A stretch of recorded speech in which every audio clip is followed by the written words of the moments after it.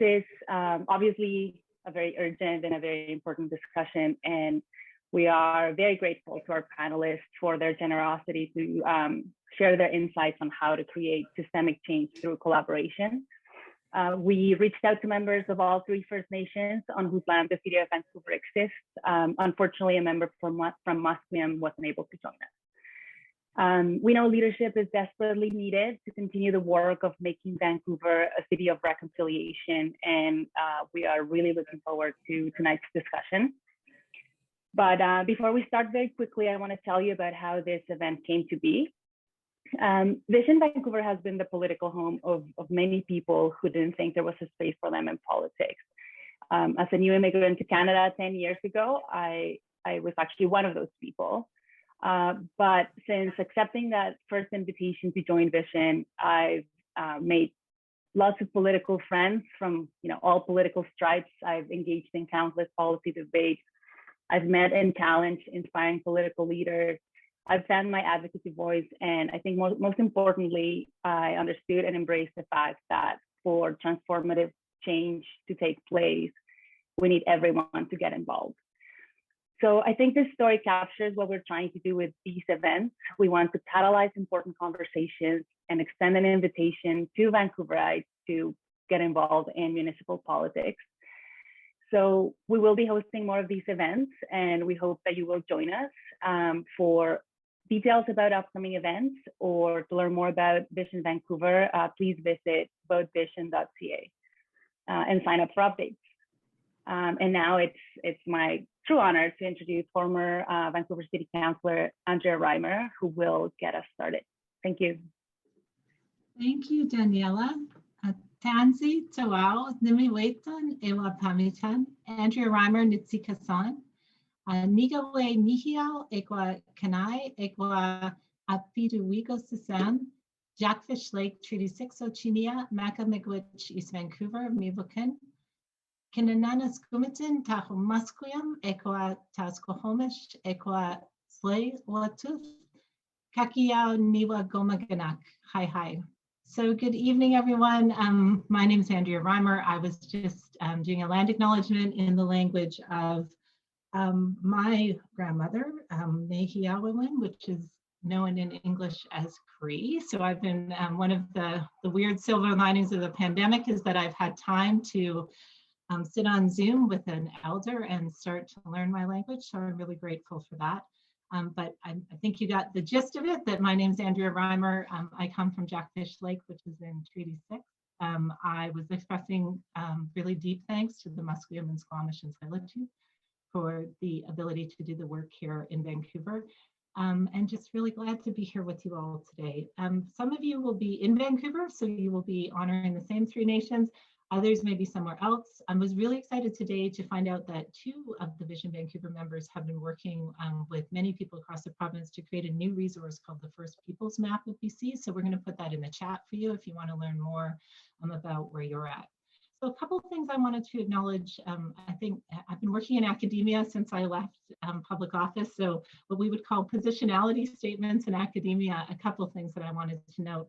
So I'll acknowledge that while I have Indigenous ancestry, I was adopted out of my community. So unlike the other 4 women on this panel, I didn't grow up in my culture or my community, which gives me privileges and access to things that I might not otherwise have had. So I want to make that clear off the top.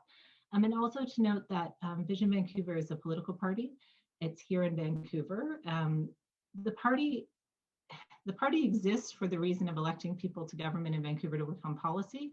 But those of us who are members of the party have interests that are both Vancouver and much broader. So today we're talking about sort of, it's grounded in Vancouver, but I think that wherever you are in Canada, this has some relevance to you. Like there's a reason we didn't call it ReMatriating Vancouver and instead ReMatriating the city, because I think all of us, I know on this panel, have had experience working with a whole bunch of different local governments. And it's an opportunity to think about it much broader than that. So enough about me and Vision. Let's talk about you for a brief minute here. We have a poll that we've set up about, we want to know why you signed up to be part of this webinar today. So Corey's just put it up. So you want to know more, you want to do more, you were curious or other. It's possible you were all of those things, which is great. And I would really encourage you to use the chat as a way to be able to share that information with us. So we'll just leave that up for a minute and I will do a bit more talking. So as Daniela noted, we originally started planning before, we started planning this event before the unmarked graves of the 215 Indigenous children were discovered by the Tiyáltelut Tishwetmak. We talked about it and decided to go ahead. In fact, probably more important than ever to be here and convening and doing this work. But that it's tough work, right? So I really wanted to honor and acknowledge the women who agreed to be here today to do this. And I also wanted to note that reconciliation is not in the title of this event.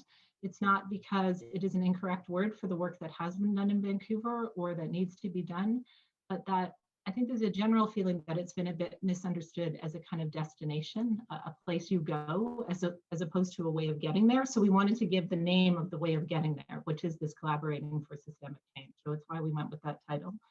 And we brought together 4 women who've been at the forefront of those efforts. I feel like none of them really need an intro, but I also feel like they all really deserve an intro.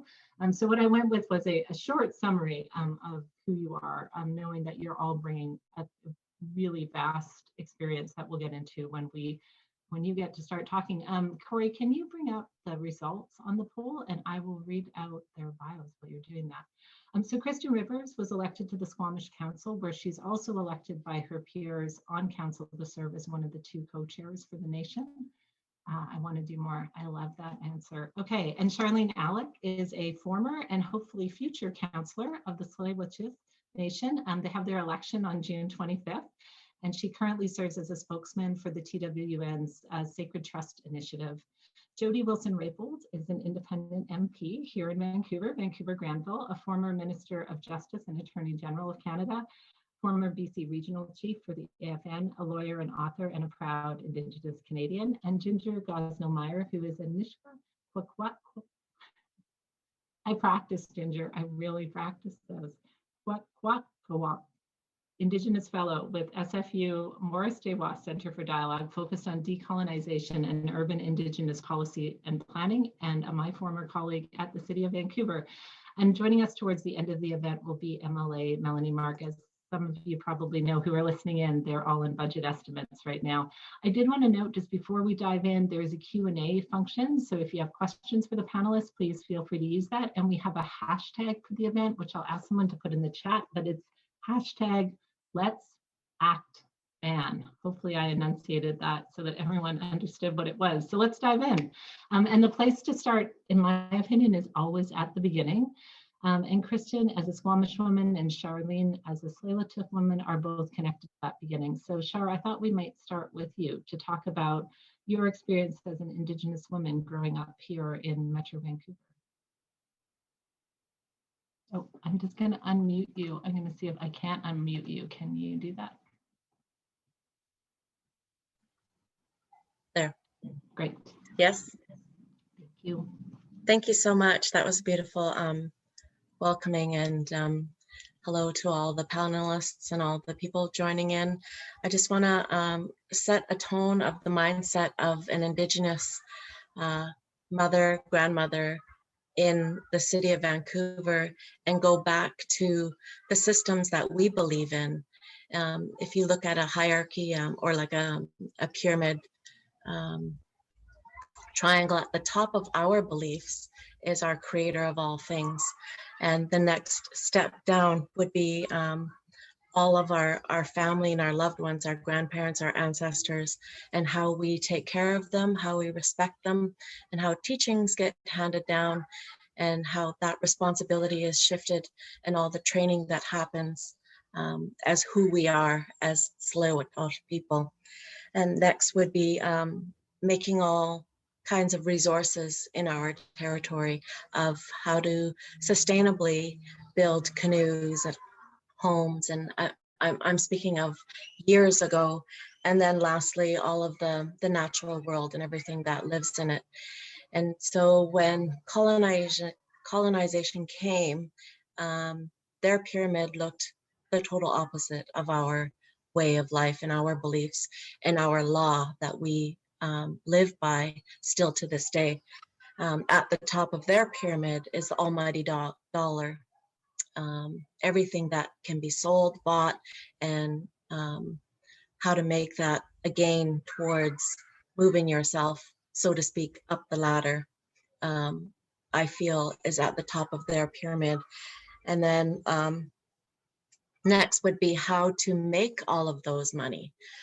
What resources can you have, and what sort of things that you can create out of the natural resources here in British Columbia to make all of that money.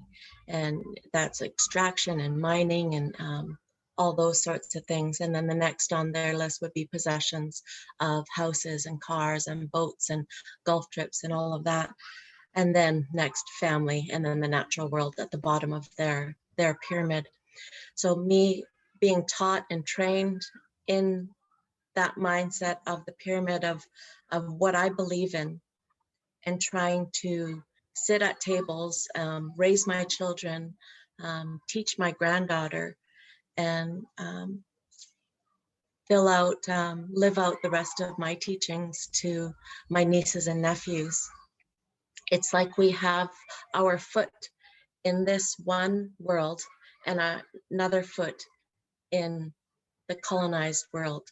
And so I say that because when we follow spirit, things happen and tend to happen in different circumstances. Whereas if you're managing everything from a mindset of just thinking and having, documents of corporations and companies, it's the total opposite of how we would operate. And so growing up, it has been a challenge, but it's also been a learning curve that we tend to find tools that have a scientific reason or a scientific point. There's also a spirituality or a cultural or a traditional point that has deeper meaning for me as an Indigenous mother, grandmother, and how I can apply that when I sit at tables, even if it was council to council, Tiyáltelut Nation Council to City of Vancouver or other, there's a different set of tools that I bring that are from a long line of handing down from grandmother to mother to granddaughter to nieces. And the way I see it, it has been a challenge, especially there's been a time in our history where it was illegal to be off of our reserve and to be even at these tables.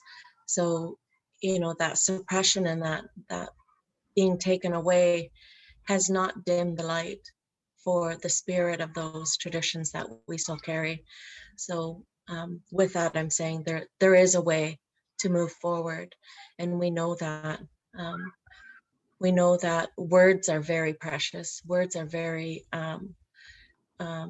have a lot of meaning, and you can't take those words away. Reconciliation is a word, and it's not an action. There's no we learn a lot of our training and our traditions through our language. And if we were to say something like reconciliation, it would be like, face yourself, ask yourself, what does that mean? I hear these acknowledgements more and more as Tsleil-Waututh joins these tables of I'm a guest in your territory. And I would just put out there, well, face yourself and what you're saying. Are you truly a guest? Are you helping us as a nation? Are you working with us as a nation? What does that mean? I'll stop there. There's a lot of profound stuff to unpack in that. And Kristen, I saw you nodding, so I'd love to bring you in and talk a bit about your experiences, both growing up here, but then also, Shara, you talked about a bit why you chose to run for council and why you've been active. And Kristen, you made the same choice. So I'm interested to hear a bit more about that. Yeah, and before I get started, I just want to say how much of an honor it is to be here tonight with all of you that have joined, but especially with the women on this panel, I look up to each of you, and there have been times when, you know, I've faced difficulties and I think, what would Andrea do? What would Ginger do? What would Jody do? What would Charlene do? And I have so much gratitude for Vision for asking me to be here tonight. But when I think about what it meant to be an Indigenous woman growing up in the city, two words come to mind, and I think there's the good and there's the bad with everything. So the words that come to mind are isolating, but also celebrating, I guess, would be another word. But growing up, especially in school, I faced a lot of people that questioned me, and it was evident that I was questioned because of the color of my skin. I remember in grade 6, everybody had to do a math assessment and the whole class had to do it. And I came out pretty good. I came out in the enriched category, but my teacher refused to put me with the higher group because he was trying to protect me and it was going to be too hard and I wouldn't understand. And at a young age, that made me really question myself. There's data in front of me that shows that I'm capable. I know that I'm capable, but this man is telling me that I'm not. And this man is trying to tell me that he's protecting me from something that I can't do. And that really stuck with me. And, you know, going into high school, it's like all of the small things that shape you. And I was questioned by my non-Indigenous friends, like, you know, you're Indigenous. Why are so many of you guys drunks? Like, why do so many of you live on welfare? Whatever the stereotype was, I was questioned and I was expected to speak on behalf of all of us. And I had no idea why we were the way that we were. I just knew that something like residential school existed and my mother attended and my grandmother attended. And I knew that they weren't great places. And so I thought, oh, here's an idea. Maybe it has something to do with residential school. And the response that I would get back would be, oh, they were just trying to help you. Like, can't you see? They were trying to provide you with a better education and a better way of life. And so it really began this journey of, it really continued the journey of me questioning myself. And it stayed with me for a long time, even after election, even after I got elected to council. And the reason why I ran for council, Squamish Nation Council, was because I saw that nobody was talking about the fact that there was imbalance at decision-making tables within our own community. There was gender imbalance. And I wanted to start the conversation. What would it look like to have more women at these tables? We know data shows us that when women are at decision-making tables, to be biased, you get a better decision. You get a decision that's more fulsome. You get a decision that considers diverse perspectives.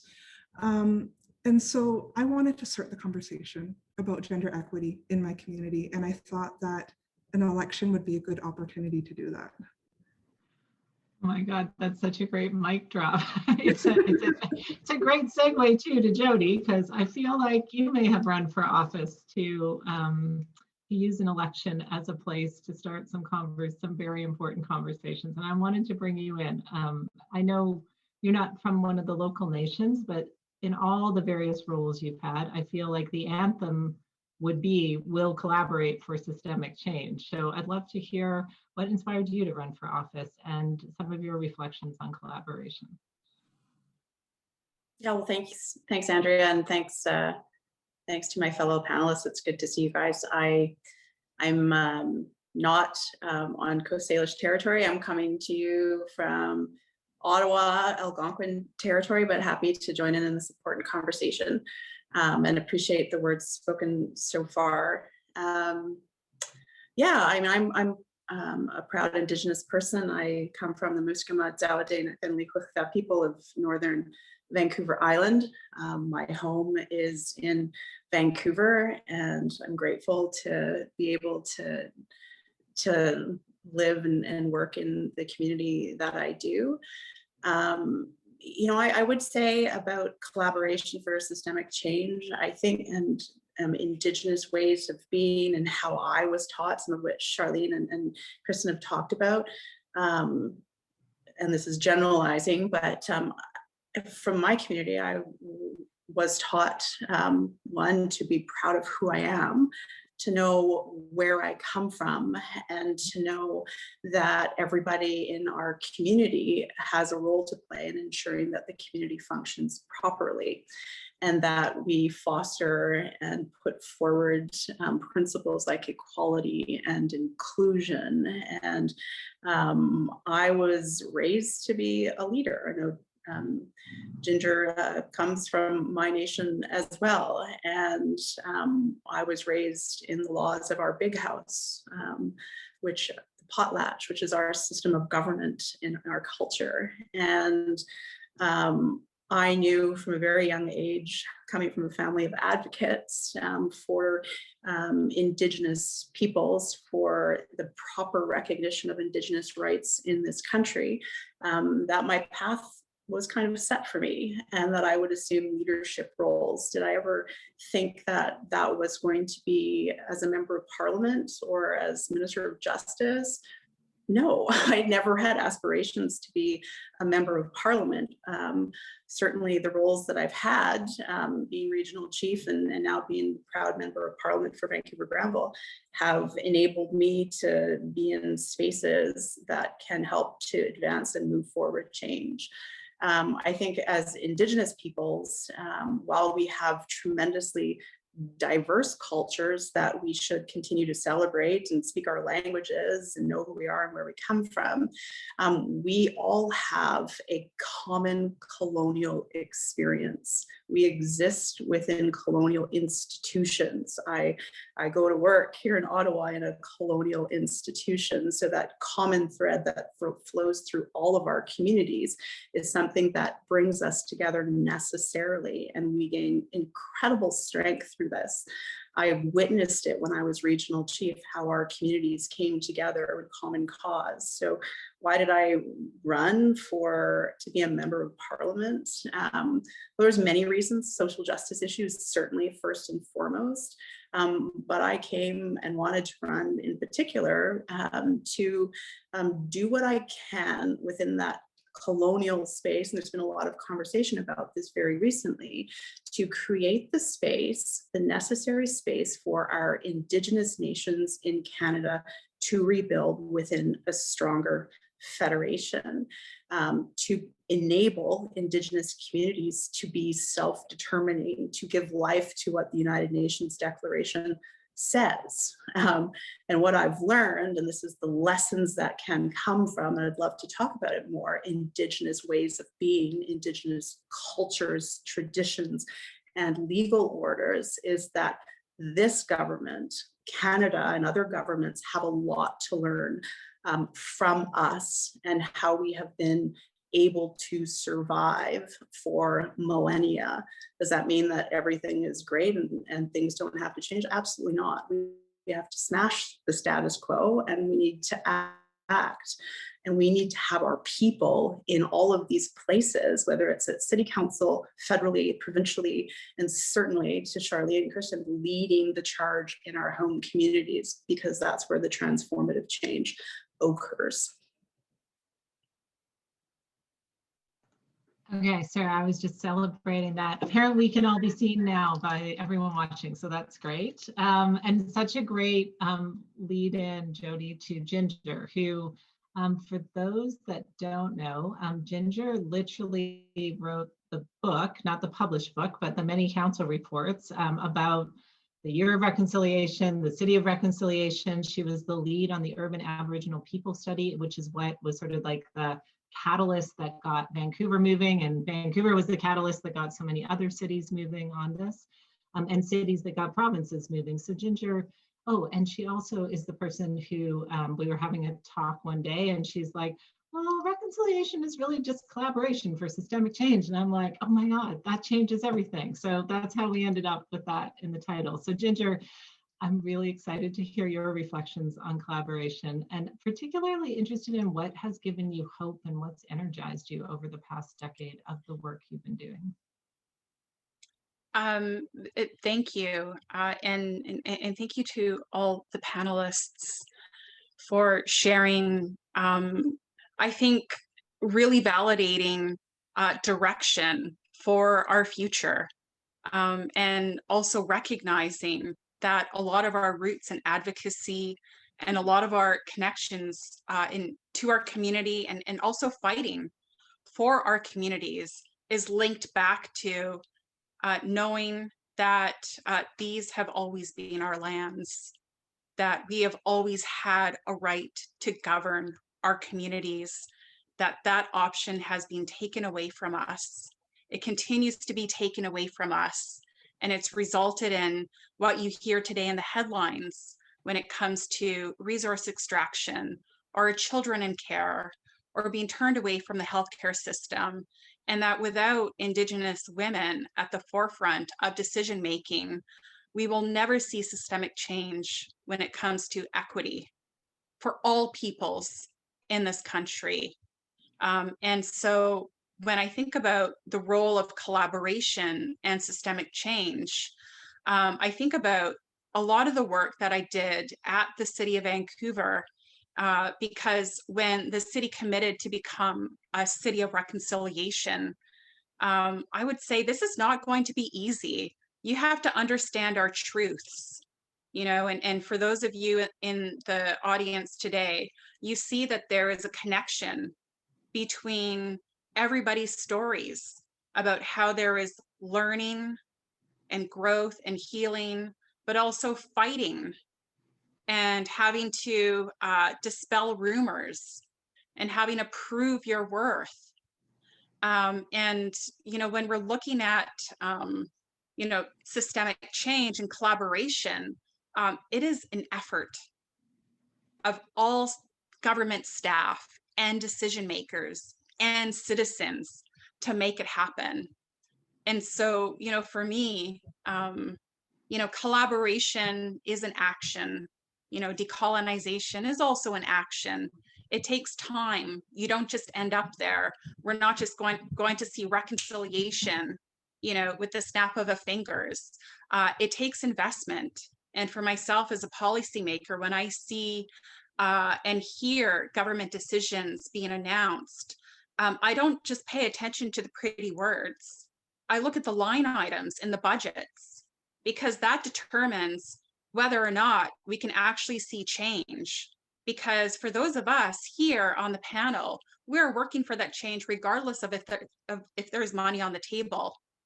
But it sure would happen a lot faster if we were supported the way that all Canadians are supported. Things don't happen in this country without it. And so, you know, this is not news for us here. Maybe it's news for most people who are turning in. And I say embrace it. This is your opportunity to take the red pill, not the blue pill, and really change your outlook on the type of city that we want, the country that we want, who you want your children and grandchildren to be. And if you want them to be different than how we were raised, that gives me hope, is that I see more and more Canadians moving towards, we want that change and we're willing to put in that investment. But our decision makers listening, and are they putting those budget line items in? I don't know. Well, it's a good thing, like, to crack open this question about power, right? So all of you have been involved in significant change and impacts. Without denigrating, in fact, I hold up, I mean, I worked with the mayor, Gregor Robertson, who was a real ally on this work. He gave me lots of room to work on it. He got a lot of credit for the work, right? At the provincial level, I've seen a premier who, again, has made a lot of room for the work. But we all know there's women behind the scenes who are, you know, have their hand on the pen, and they're sitting in long meetings, not what the premier does. And that's a hard part about having a frank discussion about this, right? Today we saw the Senate nationally pass Bill C-15. The Prime Minister, I'm sure, will get recorded in history as being the person who brought that through. And yet I suspect, I don't know the real stories behind it, but I suspect there's stories we're not hearing about who did the hard work on that, right? I was reading a book recently, Alicia Garza, who's one of the women who was first involved in the Black Lives Matter hashtag and movement. Her book is called The Purpose of Power. And she talks about how power is not just the ability to influence the outcome. So, we think of power as like, how can you change a decision? And I think that is power. But she talks about another step further, that real power is the ability to own the story of who influenced the outcome, right? So I feel like, we make these changes, but then someone sort of snatches the story away from us and, Charlene, to use yours, like turns the pyramid back upside down. And then it feels like we're, scrabbling to get back on top of it again. So Jody, I'd love to hear your thoughts on that, because I think you've been very deeply inside that world. And I'd love to hear others' thoughts on how do we not just change the outcomes, but how do we actually get to own the story and be able to tell it?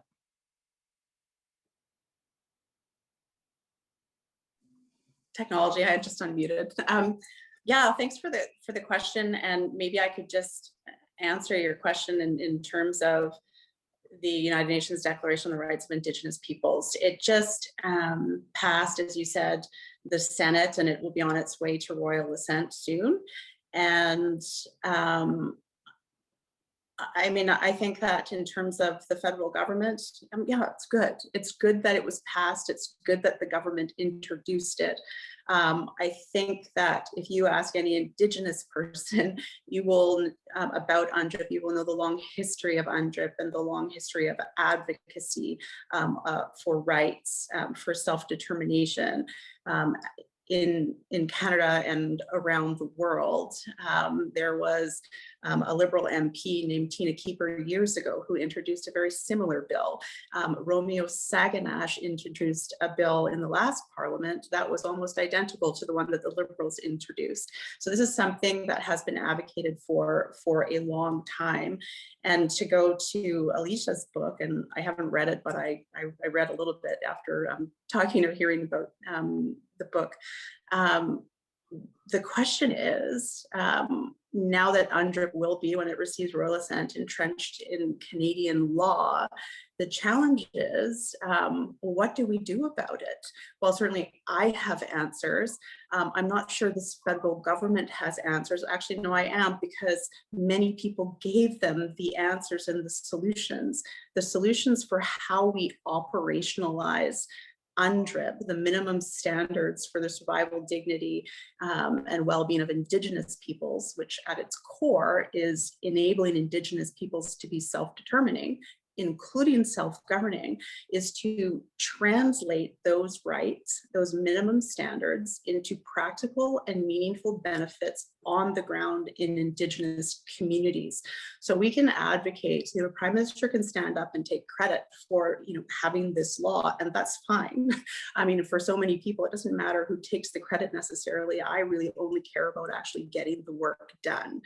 And so what we need to do now is to hold this government, the federal government, to hold the provincial government to account for what they promised to do in terms of an action plan, to hold them to account, to change the laws, the colonial laws, particularly the Indian Act, the policies and the operational practices of government.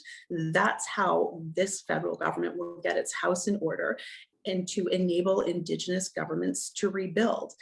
Passing UNDRIP into law is only the start of the story. The hard work begins now, and we cannot let this government, this federal government in Ottawa, think that the work is over simply by celebrating the fact that they passed this legislation. And that's not bitterness talking, that is years of advocacy of Indigenous peoples who have put forward the solutions to what they need in terms of their liberation without the federal government playing gatekeeper. That's the opportunity we have in front of us.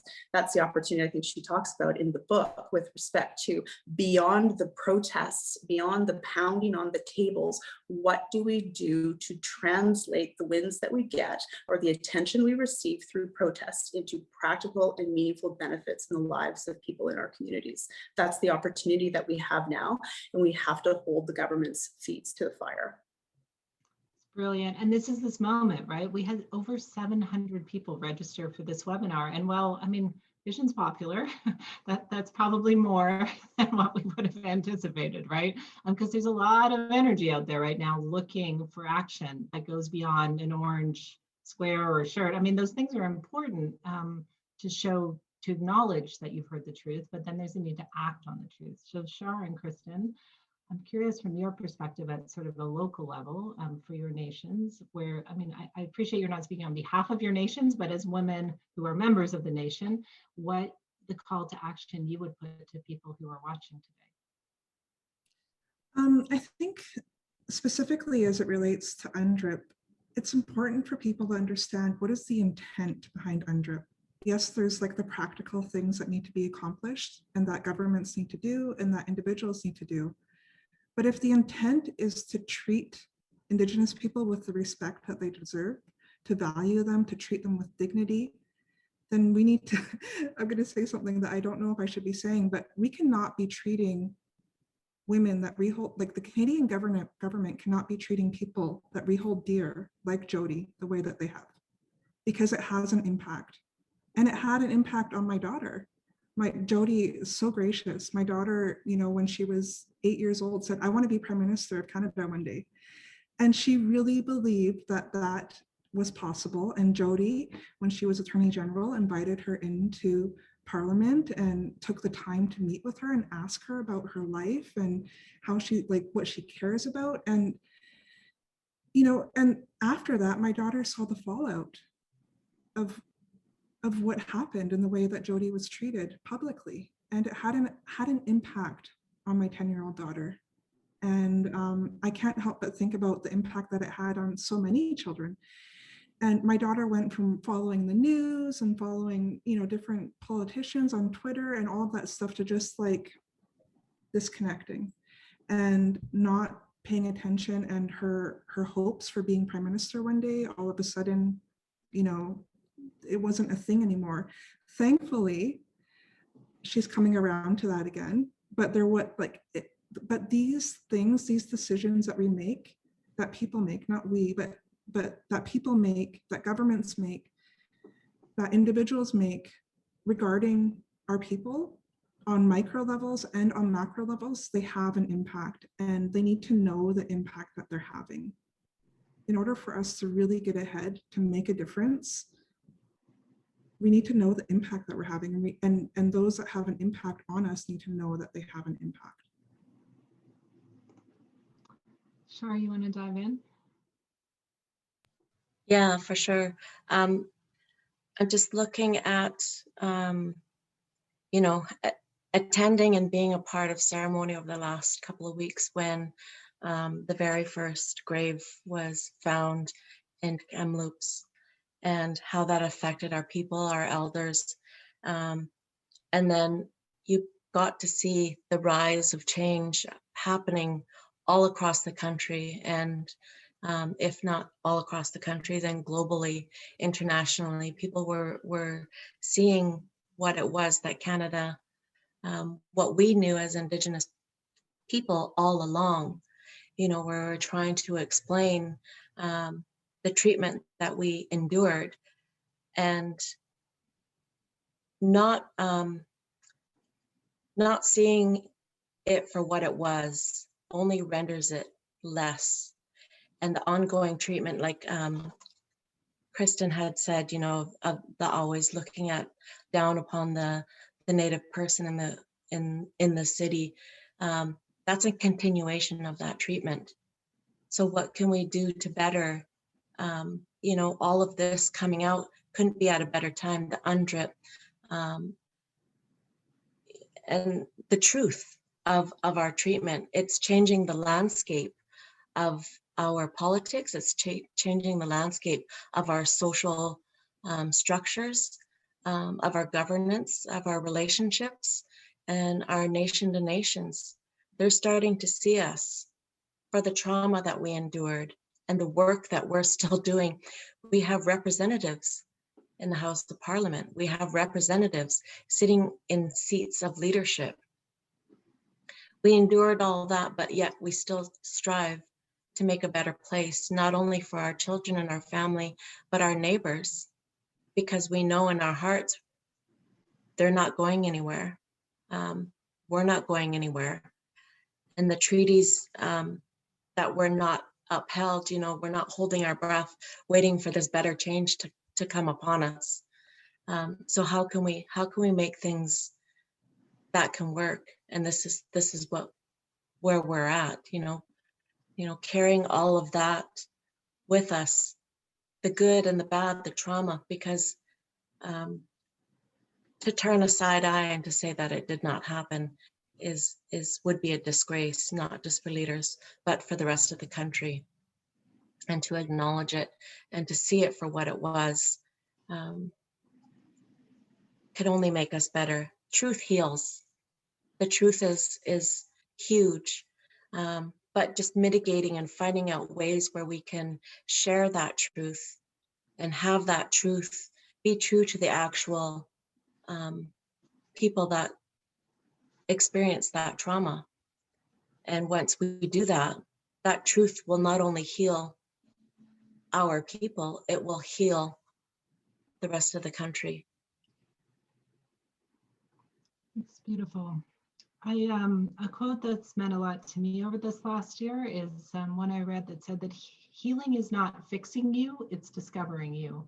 And understanding that, it's just a fundamental shift in understanding how we deal with trauma. And particularly, I think, as Indigenous women, and the idea that there's always something wrong, right? That there's something wrong with you. This all came out, I hurt my leg quite badly in December 2019, and through a process realized I've gone through my whole life thinking that I'm really klutzy, right? That I get injured more than other people, that I get sick more than other people. And then was at a gathering of Indigenous women realizing we all had this experience, right? And that the non-Indigenous women, despite having not grown up in the culture, still experience the traumatic impacts on my body.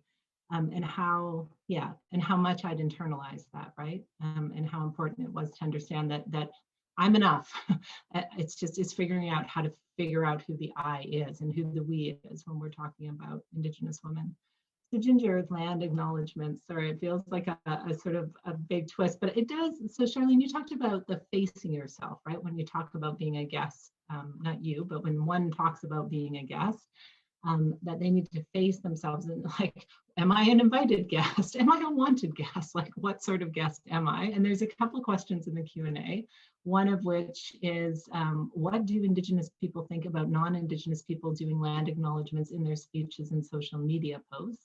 And then another comment from David Gregg, he had a question, but he does speak to how land acknowledgement sets a tone of contrition for most non-Indigenous people. So it doesn't necessarily create the room for this kind of collaboration. So Ginger, I'm curious if you have some thoughts you can share about land acknowledgements.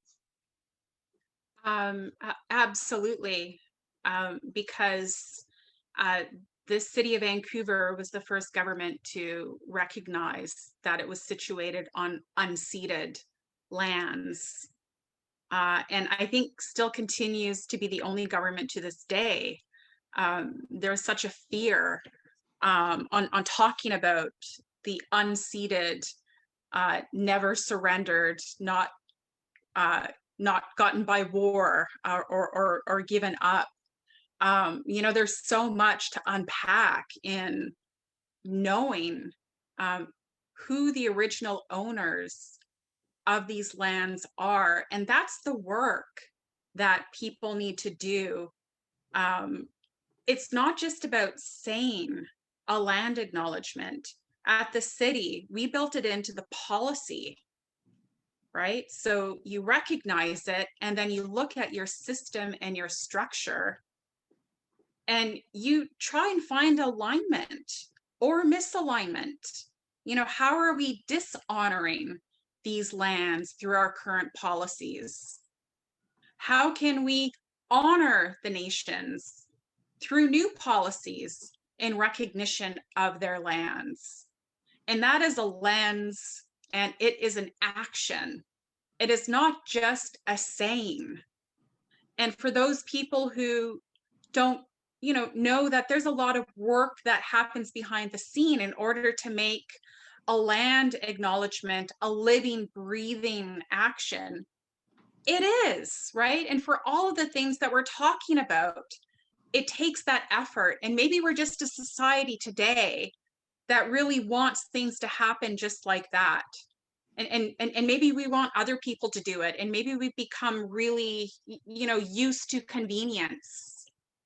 But the type of change that we need requires that we become uncomfortable, that we break policies that we perhaps held dear, that we change names of inappropriate buildings, of buildings that were named inappropriately after harmful colonial leaders.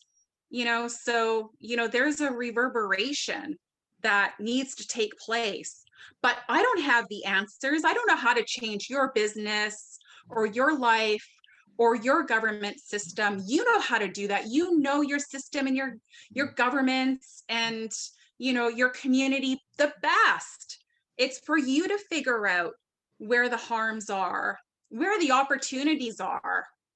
And if you want us to figure it out for you, then you bring us in as decision makers. And that's another subject that we don't talk about very often, right? Like Indigenous people should be decision makers. And when we're taken down from those positions, like Jody was ungracefully, and yes, Kristen, we're going to be forever mad about that. It was disgraceful. And people need to know that too. We have long memories. We are patient. We remember what we started fighting for in the first place. And we know our warriors that we send to the front line to get things done. And so, there's a bigger, society out there that we're all part of.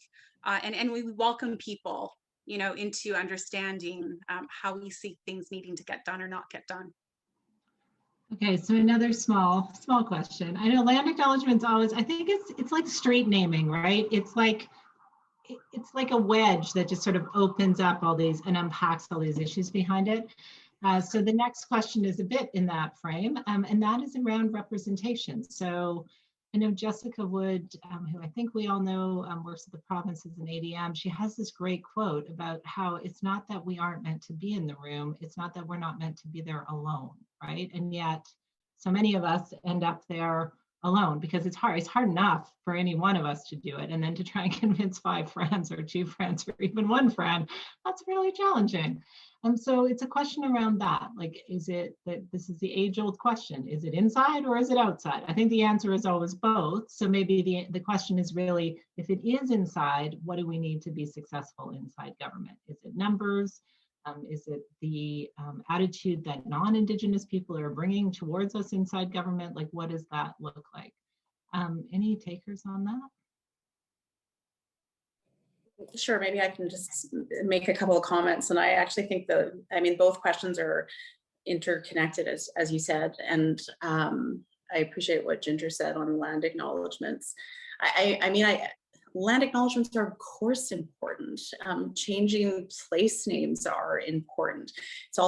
It's all significant, but it signifies something far greater in terms of people's responses and the diversity of responses, or people getting angry about land acknowledgements. I mean, we've witnessed an Indigenous senator hold up an eagle feather in the Senate chamber and be chastised. There was a judge that didn't like a land acknowledgement in a courtroom in Atlantic Canada. I mean, the reality of why there's a diversity, in my view anyway, the diversity of opinion, particularly people that are disagree with land acknowledgements or changing symbols or changing the way we do things, is because the status quo, people are happy or content in the status quo. And we need to ensure, and whether we're talking about a courtroom or the Senate or the House of Commons, there's many symbols in there that are reflective of the dominant colonial culture, and removing or changing that creates fear, fear of the unknown. There obviously is, exemplifies a system that has purposefully excluded us for 150 plus years. We have to change that. So speaking up and having land acknowledgements, changing the laws and the policies of the colonial institutions is what we need to do.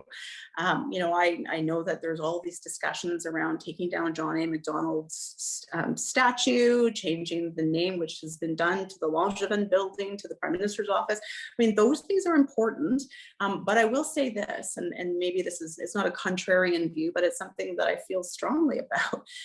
When I was Minister of Justice, on the wall in the Department of Justice is a long line of the former Ministers of Justice and Attorneys General of Canada, going back all the way to the first AG of the country, who was John A. Macdonald. And every time I went into my office as minister, I would walk past that long line of basically white men. There was 2 women before me, but every time I walked past that, I stood a bit taller and felt proud of who I was, felt how the country has changed in that there was an Indigenous Minister of Justice and Attorney General. Does that mean the country has changed or the status quo has been obliterated? Absolutely not. But I know that I'm not going to be the last Indigenous Minister of Justice and Attorney General. So we've come a long way. We have a long way to go, and having discussions about why we're making land acknowledgements or why we need to adopt UNDRIP. These are the conversations that we need to have and understand why it's important and collaborate on continuing to change the status quo. There are so many people in power right now that are satisfied with the status quo, and you can see this as evidenced by pretty words, getting on a knee during a Black Lives Matter protest, making promises, delivering a speech in the House of Commons to say you're going to recognize the rights of Indigenous peoples and change laws, and then not doing anything. That is perpetuating the status quo while pretending you're doing something different. People do that all the time, and we have to call it out everywhere we go, no matter what institution we're in or what level of government we are participating in. That's our responsibility, not just as Indigenous peoples, but as Canadians. And quite frankly, I think we're at that point. We can say this over and over as issues of Indigenous peoples hit the headlines, but we're at that point now where I think change is going to be called out, not just from our people, but from Canadians generally, which is great. It's a great space to be in, with huge opportunities. Brilliant. Ginger Crowshart, do you want to speak to that issue of should we be inside, and if so, what do we need to be there? I think the things that we look at when we traditionally looking at things, when you make that circle and you put things inside of there that make you stronger, that make you be better, that make you reach out for the good things in life and make better choices, but also feeds your spirit and gives you medicine. It's not always, when you pray for something, sometimes it's not always what you expect it to be or what you see in your mind. It's something else. So there can be allies and relationships built with our neighbors. You can get medicine from my neighbor down the road, just off the reserve, who's a German lady that, knows her traditions and recipes and way to be. And we can feed each other that way. The things that you keep close to you is what you're going to feed yourself, is what you're going to surround yourself and feed yourself and let yourself grow in. What you keep out of your circle are things that are going to break it down and take away from that.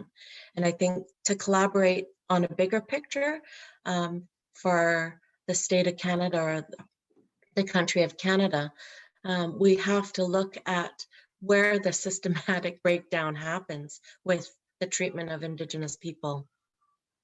What was it really?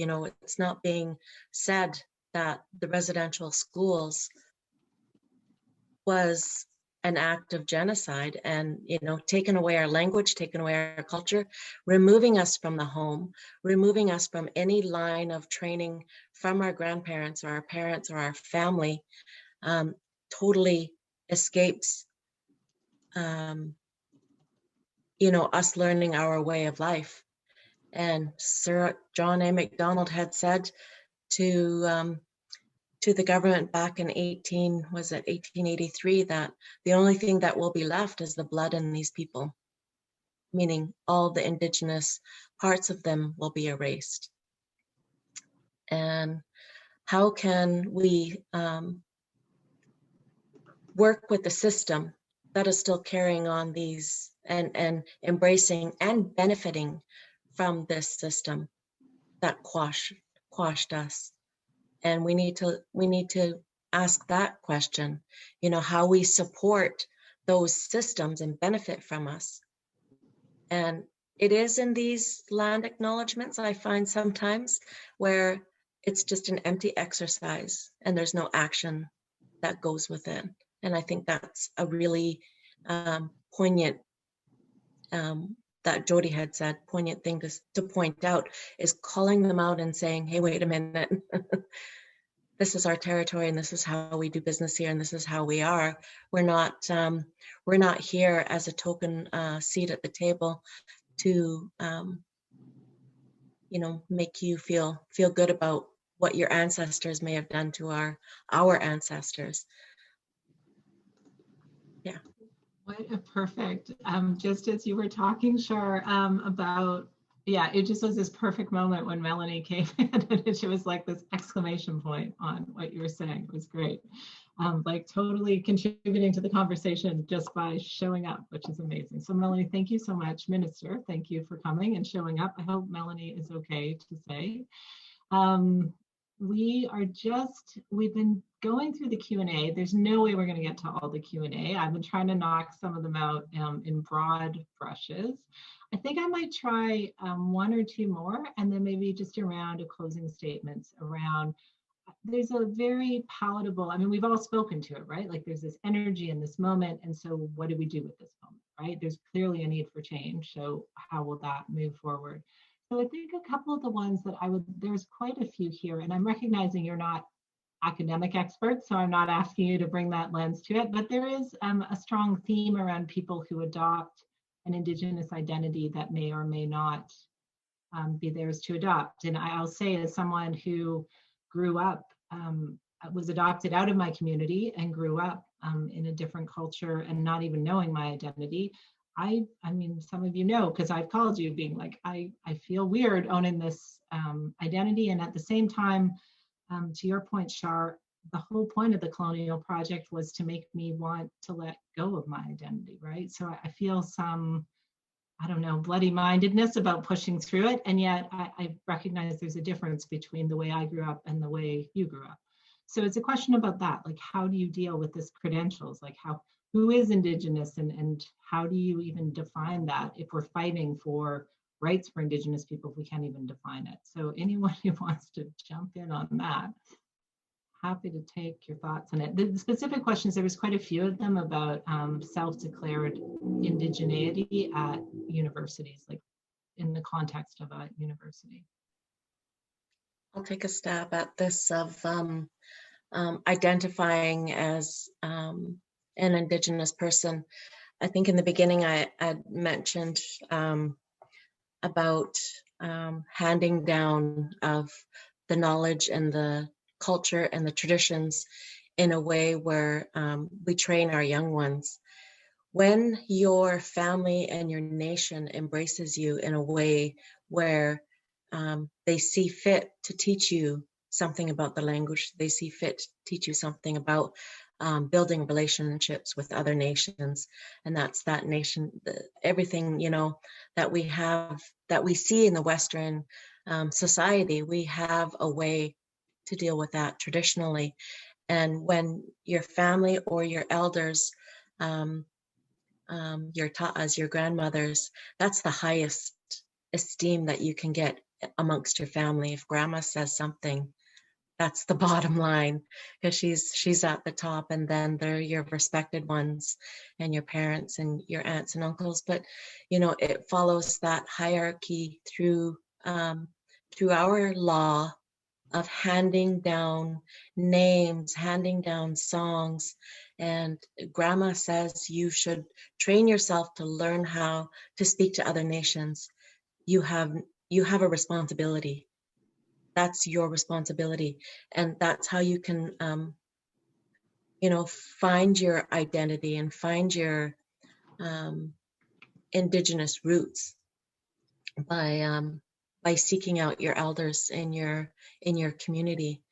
And because I've heard this story over and over again, people finding out in their late adulthood that they have ancestry and reaching out to the nation that they have roots of, and have all these beautiful stories about their ancestors and learning where they actually came from.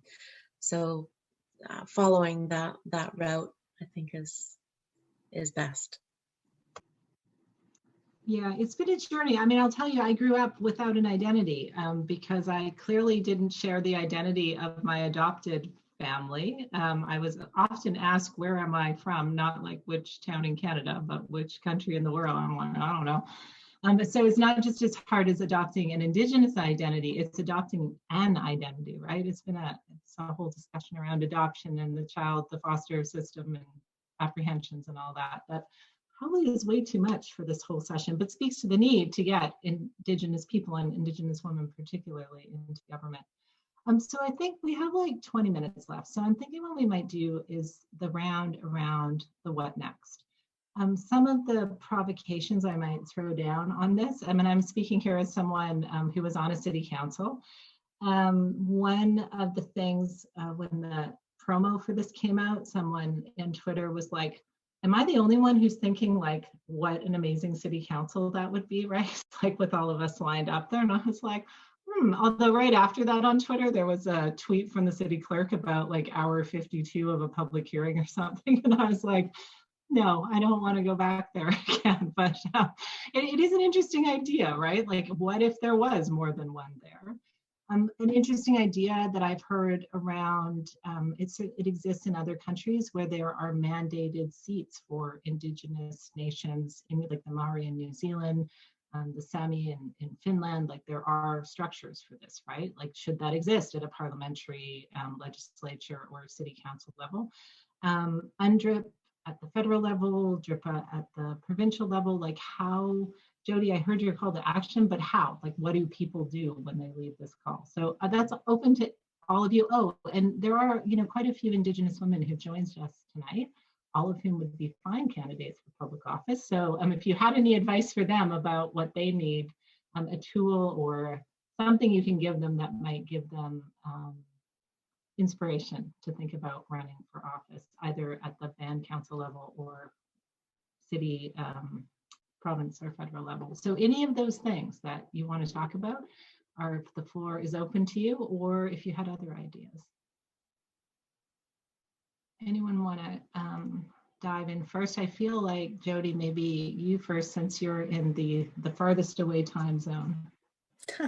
Well, maybe I can make a couple of comments to what you've said and what we've been talking about tonight. What next? I mean, I feel like Indigenous peoples have answered that question for generations in terms of resiliency, in terms of continuing to know who we are, knowing our homelands, knowing and understanding our rights, and continuing to advocate for their recognition in this country and beyond. So, I mean, that's going to continue. Indigenous peoples in this country have been very successful and unbiased, particularly in British Columbia, in terms of our rebuilding, in terms of self-determination and making changes within our communities for the better. And that's a positive thing. We need to build on that success. But Indigenous people are going to continue. And I think why we're in this place where we're reckoning with our historical past and needing to change the reality with the revelations of 215 children, and there's going to be more of those coming to light, is that we need to continue as Indigenous people to put the pressure on other governments. And we're not going to be alone in that. And Charlene's talked about allies. There are more allies now than there was 10 years ago when I was regional chief. And that's just 10 years ago. And it continues to build through the Truth and Reconciliation Commission report, through murdered and missing Indigenous women and the calls to action, through learning more about our past. We need to continue to learn. I feel that Canadians are thirsty to learn. And one of the things, and maybe this is my other call to action, recognizing, and you talked about elections, whether they be city elections, whether they be provincial elections, whether they be whenever the federal election is going to be, we need to ensure as Canadians that we have social justice, racial justice issues, Indigenous issues high on the agenda, if not top of the agenda, for people that want to represent us. And we need to hold the people that want our vote to account for what they're going to do in terms of true reconciliation. That's not just the pretty words, but actually saying what you're going to do. And I mean, if we can do that collectively, then we are going to elevate the issues. I don't think the issues are going to go away, but the call to action is let's, and Mumalak said this beautifully yesterday in the House of Commons in her departing speech. She's an MP for the NDP. She's talking about we have to act. The time for pretty words is over and we have to act. So that's the call to action. However many people are on this call tonight, whether you're running to be an MP, an MLA, or want to be the mayor or a council person in Vancouver, let's continue the work of real reconciliation and press people to change laws and policies. Beautiful. Thank you, Jody. Next taker on the list. Ginger, do you want to, Char's in? Okay, perfect. Just a couple of things of putting calls of action out to community and just learning about truth. As I mentioned a little earlier about truth heals. Truth is going to uncover, and that's where we can begin to restore and help our children, because it's been known in the past where when our children, Indigenous children, get to social studies, their grades drop because it's degrading to hear about our history, and not a lot of our history is covered in public schools. But if we were to be teaching the true traumatic experiences that we went through, and I kind of tend to stay away from the word of Canada's history, because it's not history, it's still ongoing, and the continuation of treatment to Indigenous people is still happening, like in the Ministry of Children and Family Services, and our children, being taken away and jobs not being handed to Indigenous people and or awarded to Indigenous people. That continuation of treatment needs to be stopped. For encouragement for young women that are looking to take their rightful place, I want to say, is that belief starts all in facing yourself. If there's a ceremony that they can practice or do within their nation, within their family, or even in their home with their loved ones, to encourage. And what that does is it instills all the things that you need to carry on that responsibility to become a leader, to stand in the House of Parliament and to speak loudly and clearly about things that matter and things that are big issues for our Indigenous people, but with that mindset of your roots and where you can fly from there. Those are all. Thank you, Shar. Thank you so much. Ginger. Yes. You know, I'm not an elected official or a past elected official, and I just, you know, want younger Indigenous people especially to know that there is a place in changing the system behind the scenes that is equally important, because I see so many elected officials struggle to get their issues implemented. And from being a policymaker behind the scenes, I struggle with those people who wonder, well, how do we do that? You know, we're not aware of the history of residential schools. We don't know how to pronounce that nation correctly. You know, we're not comfortable, you know, with the First Nations government, you know, system. You know, we don't know where to start, and we're really scared. And so we're just not going to do anything. And it takes decision makers at all tables, Indigenous decision makers at all tables, in order to influence the type of change that we need to see. And I think one of the narratives that we really need to change is that, you know, we can only rely upon our elected officials to be part of the solution. It takes many people. You know, as an Indigenous woman, you know, we see how impactful a strong community is in our wellness, in coming together to care for people who need it, in order to grieve together, in order to celebrate together.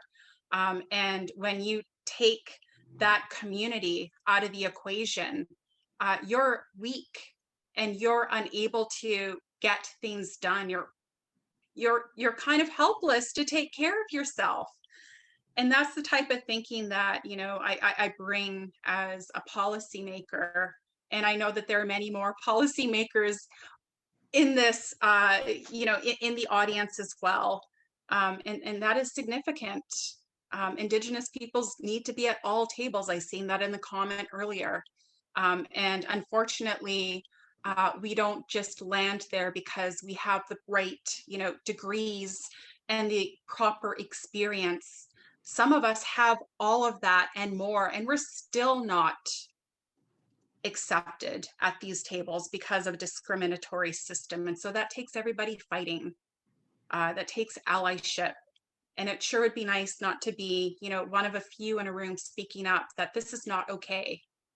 Speak up. Thank you. I love that. I loved all of it, but I love the speak up, because I think, you know, we've talked a lot about policy change and elections and changing charters and national constitutions and all these things, but speaking up in the moment actually can have more impact than all of those things, right? To support someone who's fighting. Kristen. It's such a big question, thinking about my call to action, and, you know, if I had a magic wand, what would I do with it? And I think what it all comes back to, all roads for me anyway, come back to having courage. Especially, like, that's my message to women, is to have courage, to know that those voices in your head that are telling you that you can't, or that you're wrong, or that you don't know, or that you misheard that, or that's not the way that things are supposed to be done, those are all products of the system that everybody's talked about tonight, the status quo.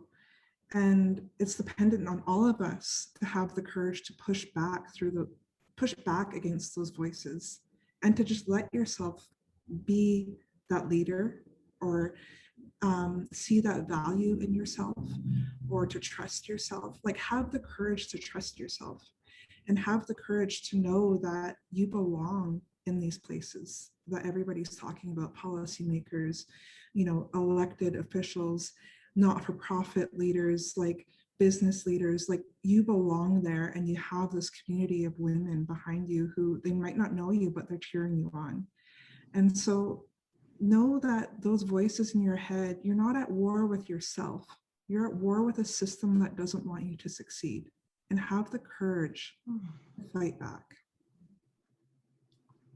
Wow, this is a very profound panel. I'm finding it, yeah, it's very grounding and also very emotional at the same time. So I think that's like the perfect kind of panel. I'm going to commit to everyone that we will collect the key themes from this and the resources that have been shared and get them sent out. Jody's book, for example, we were talking about truth and learning. Jody has a book about truth and learning that's coming out on October 12th that I think will be very illuminating for many of us to read. And just to share all of the nuggets that have come out here today. And we have one last guest, Minister Melanie Mark, who, I mean, this is such the brilliant metaphor, like the punctuation of when you showed up, and then this brilliant metaphor that you've been working all day at house duty and doing estimates. And when we asked you to do the panel, you're like, no, I have these other responsibilities, but I'm going to show up and I'm going to do these closing words. And it just so much speaks to how, I mean, everything everyone's talked about, right? Your strength, your courage, your commitment, your willingness to support and hold other people up despite all the other challenges you're dealing with. And just how much more work an Indigenous woman has to do to like hold even on some things, right? So I want to acknowledge and honor that. I know Jody, who is in Eastern time zone, may have to zip out at some point, but Melanie, I'm going to turn the floor over to you to bring the closing words to us. Great. Well, thank you so much. Simgaget, Sigamanak, Givit Wiltsuk. I'm really honored to be here with all of you from my home on the traditional homelands of the Musqueam, Squamish, and Tsleil-Waututh nations. And I told Mira, who invited me, yes, but I said that I'd be nervous, and it is. It's a bit intimidating. I'm in the room of like the powerhouse of fighters and advocates and warriors. And so I really am glad that I had a chance to hear. My life lessons have always been from like just listening to people and the stories. Sharing the stories has always inspired and informed me. So I was taking notes, and I'm sorry if it's going to be a bit scrambled, but I maybe just want to say, when we talk about policy, and impact of legislation and policy, 678-010-3601. That's my status card number. 8585. That's my Niska citizenship number. And I'm so proud to be Niska. I'm so proud to be Gitxsan, Cree, Ojibwe, French, and Scottish. And listening to everyone talk about identity and what that means. For me, it's a reclaiming. You know, Andrea, when you talked about your identity, you know, going to school in East Van where you're called all the names you can imagine, you don't walk with a sense of pride, because there wasn't a lot of pride at the time. We weren't taught. I mean, by the time I found out about residential school, my grandparents were all gone, and my grandparents went to St. Michael's, Brandon, and Elk Lake, and my grandpa hid from Indian agents up in Kitsakukla. So when I think about those moments, when I think about what we've been going through, especially in the last little while, that trauma of, you know, packing up your kids, think about packing up your kids and going out into the bush and hiding from Indian agents, and how traumatic that is, and how not too long ago it was. So listening to you talk about identity, I think is really important for us as Indigenous people. My Niska name's Lahaikwiskak, which I received not too long ago, you know, just within the last 10 years in our traditional village up in Lakladzap. And that was such a proud moment. And I wish my grandparents were alive for that moment. So I feel a sense of urgency. I don't know how you feel, but I feel like I'm just trying to catch up with all the things that I didn't have in my life. And especially when we talk about rematriating the city and mothers, you know, becoming a mom is what really inspired a lot of the work that I've been trying to do, to try to break the cycles of the things that I experienced.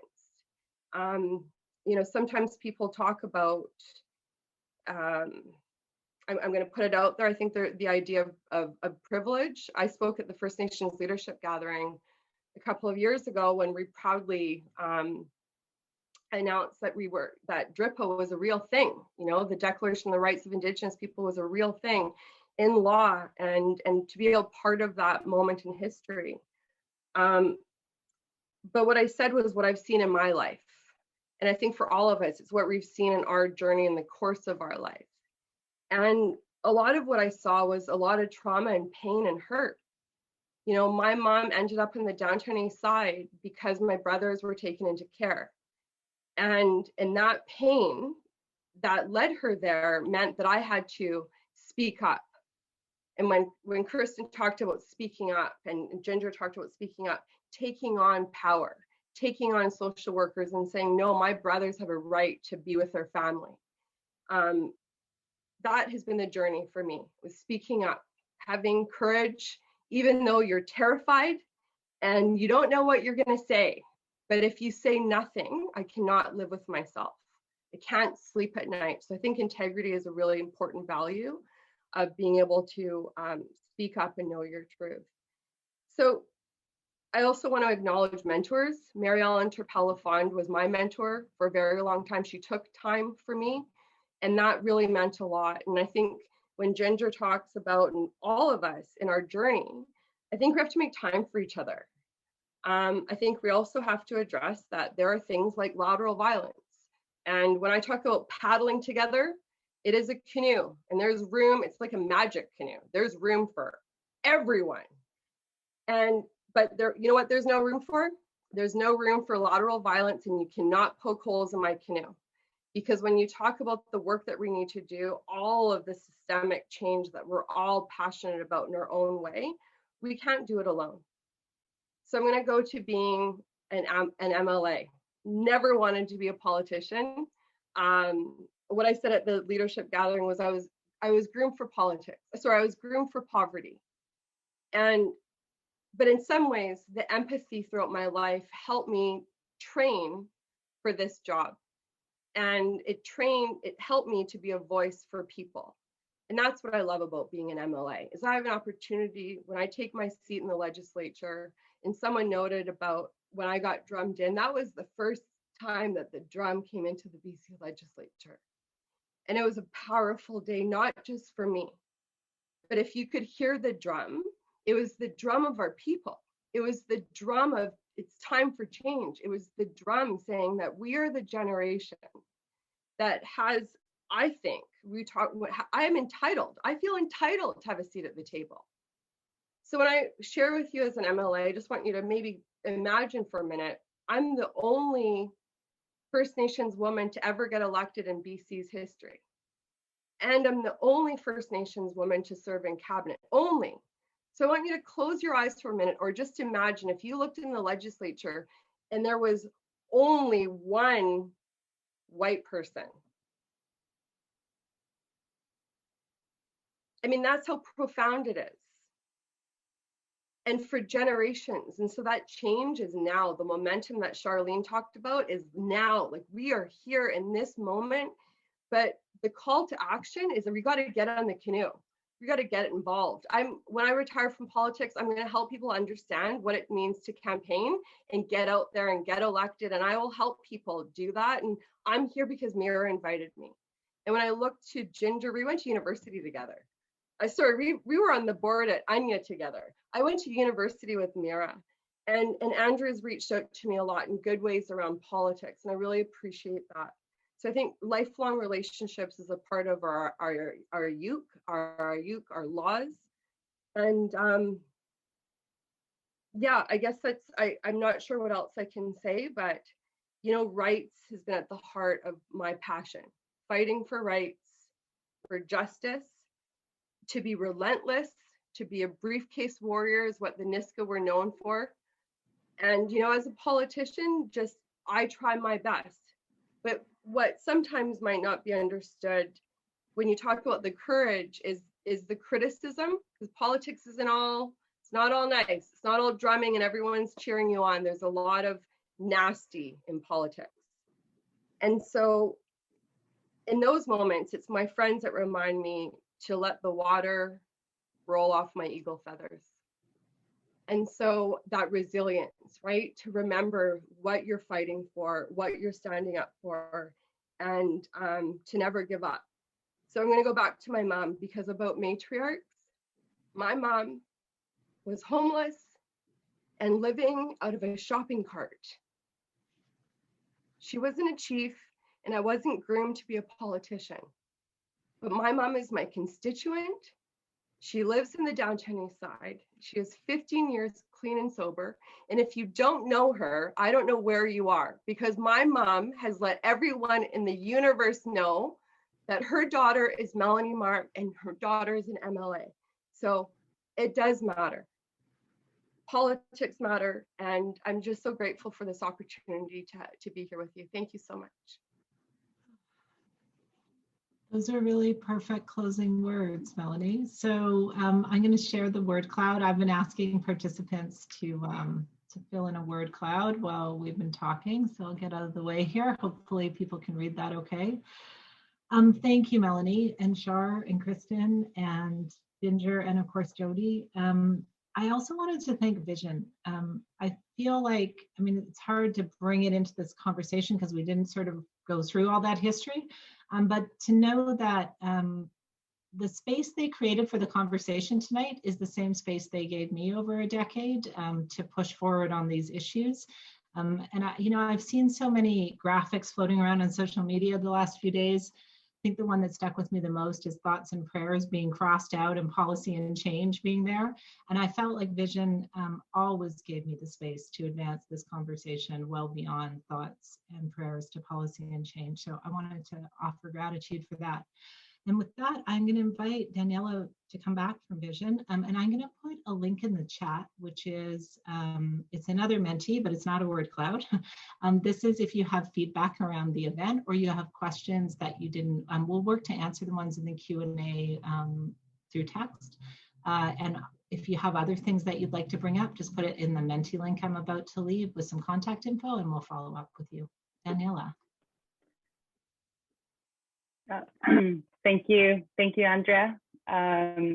So, I mean, on behalf of the Vision Board, again, I want to thank each of the panelists for your time, for your willingness to share your insights and your stories, your powerful stories, your wisdom, and really for challenging us to do the work that we need to do, not only collectively, but within ourselves, within our organizations, and in our city. And so I think, I leave this conversation with a bit of a fire in my heart, and really, I can't wait to organize and push for change. And I really hope that the other attendees feel the same way. Thank you, MLA Marks, for making time to join us and for your closing words. Andrea, thank you for moderating and for helping us so much to actually create this event and make it as successful as it was. It was truly a very powerful conversation. And a quick thank you to the volunteer board of directors of Vision Vancouver for all your time. You put many hours into this, and so I really just want to extend our appreciation for that. Again, I hope you leave this event, empowered. I hope you've learned more about what we need to do to create systemic change and committed to take action. So we will be, as I mentioned at the beginning, these events are meant to catalyze conversations and to bring people together to, really, because we need everyone to actually, make systemic change. And so we will be putting on some more of these events. The next one is scheduled for July. If you'd like to get updates on that or just learn more about Vision Vancouver, you can visit our website at both vision.ca or visit our social channels. So with that, I guess I'll just say goodbye. Again, thanks to everyone for joining us, and have a good night.